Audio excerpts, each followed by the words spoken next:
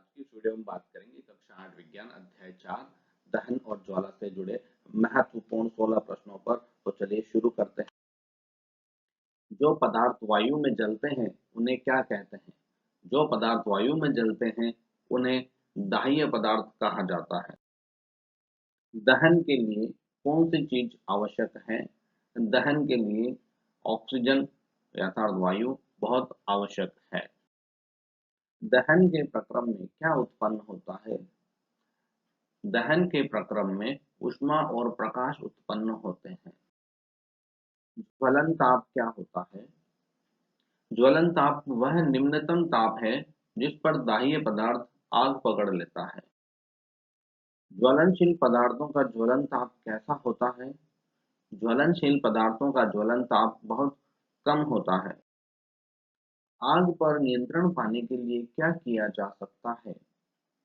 आग उत्पन्न करने हेतु आवश्यकताओं में से एक या अधिक को हटाकर आग पर नियंत्रण पाया जा सकता है। आग पर नियंत्रण पाने के लिए सामान्यतः किसका उपयोग किया जाता है?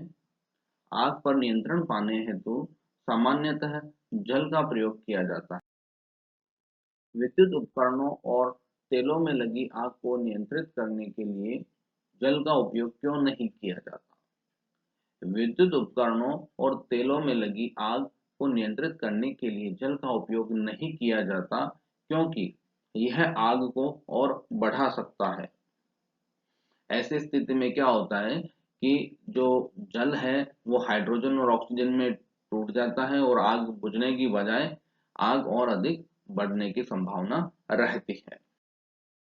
दहन के कितने प्रकार होते हैं? दहन विभिन्न प्रकार के होते हैं, जैसे तीव्र दहन, स्वतः दहन, विस्फोट आदि।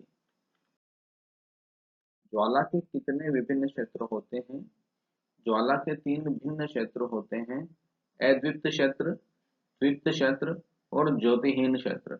इसमें हमारी पुस्तक में वर्णित जो मोमबत्ती वाला चित्र है उसे हमें परीक्षा की दृष्टि से महत्वपूर्ण रूप से तैयार करना चाहिए। आदर्श ईंधन के गुण क्या होते हैं?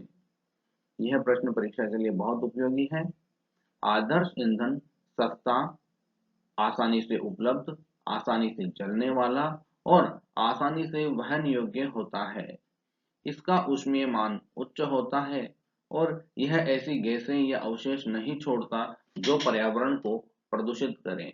इन समस्त बातों को आप अपने उत्तर में बिंदु रूप में लिखें, ज्यादा प्रभाव पड़ता है।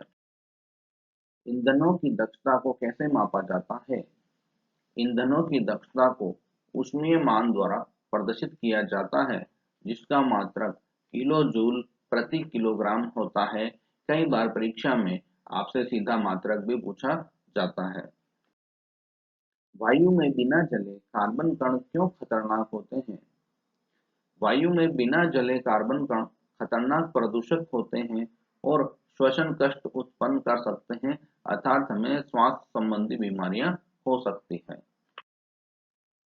ईंधन के अपूर्ण दहन से कौन सी गैस बनती है? ईंधन के अपूर्ण दहन से विषैली कार्बन मोनोऑक्साइड गैस बनती है, जिससे कई बार व्यक्तियों की मृत्यु तक हो जाती है। वायु में कार्बन डाइऑक्साइड की बड़ी मात्रा का क्या प्रभाव पड़ता है? वायु में कार्बन डाइऑक्साइड की बढ़ी हुई मात्रा को विश्व उष्णन का कारण बताया जाता है, अर्थात माना जाता है कि इसी के कारण ग्लोबल वार्मिंग होती है। विश्व उष्णन का मतलब ग्लोबल वार्मिंग से है। कोयले और डीजल के दहन से कौन से हानिकारक प्रभाव उत्पन्न होते हैं? कोयले, डीजल और पेट्रोल के दहन से उत्पन्न सल्फर और नाइट्रोजन के ऑक्साइड अम्ल वर्षा उत्पन्न करते हैं, जो फसलों, भवनों और मृदा के लिए हानिकारक होती है। अर्थात ये सभी अम्लीय वर्षा के कारक माने जाते हैं।